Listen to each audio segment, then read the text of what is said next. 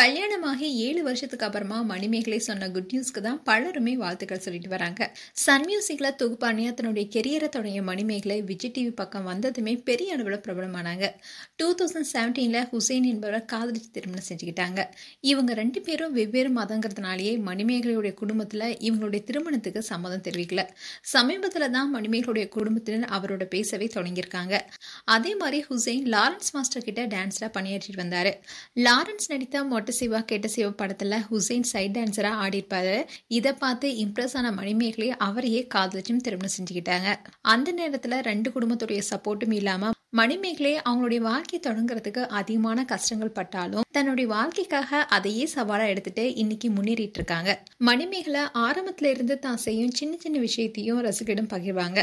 சூரியவம்சம் படத்துல தேவயானி சின்ராஸ் எப்படி குடும்பத்துடைய தயவு இல்லாம முன்னேறி மேல வந்தாங்களோ அதே மாதிரி நாங்களும் மேல வந்து காட்டுவோம்னு சொல்லியிருந்தாங்க. அண்ட் சென்னையில வாடகை வீட்டுல ஆரம்பத்துல கஷ்டப்பட்ட நிலையில இப்போ சென்னையில புது வீடு ஒண்ணு வாங்கியிருக்காங்க. அந்த மகிழ்ச்சியான செய்தி தான் ஃபேன்ஸ் கிட்ட அவங்க சொல்லியிருக்காங்க. ரீசெண்டா குக் வித் கோமாளி நிகழ்ச்சியில இருந்து தான் விலக போறேன், அதுக்கு போட்டியாளரா வந்த தொகுப்பாளர் தான் காரணம்னு பிரியங்காவை தாக்கி மணிமேகலை போட்ட போஸ்ட் பெரிய அளவுல பேசப்பட்டுச்சு.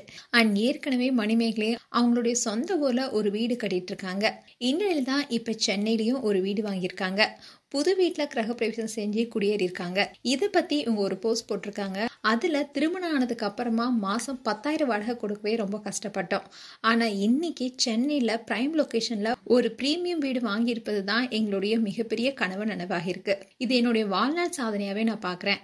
0வா எங்களுடைய வாழ்க்கையை தொடங்கினோம். நாங்க 2021 இந்த வீட்டை புக் பண்ணோம். இந்த வீட்டோட பணியெல்லாம் முடிஞ்சு இப்பதான் எங்க கைக்கு வந்திருக்கு. ஸ்ரீராம ஜெயம் மாஷா அல்லான்னு போஸ்ட் போட்டு அதை ஷேர் பண்ணிருக்காங்க. இதை பார்த்த ரசிகர்கள் சின்ன திரை வெள்ளித்திரை பிரபலங்கள் பலருமே மணிமேகலைக்கு வாழ்த்துக்கள் சொல்லிட்டு வராங்க. மேலும் மணிமேகலை குறித்து உங்களுடைய கருத்துக்களை கமெண்ட் செக்ஷன்ல சொல்லுங்க. இது போன்ற வீடியோஸை பார்க்க நியூஸ் தமிழ் கிளிட்ஸ் சேனலை சப்ஸ்கிரைப் பண்ணுங்க. மறக்காம நோட்டிபிகேஷன் பட்டனை கிளிக் பண்ணுங்க.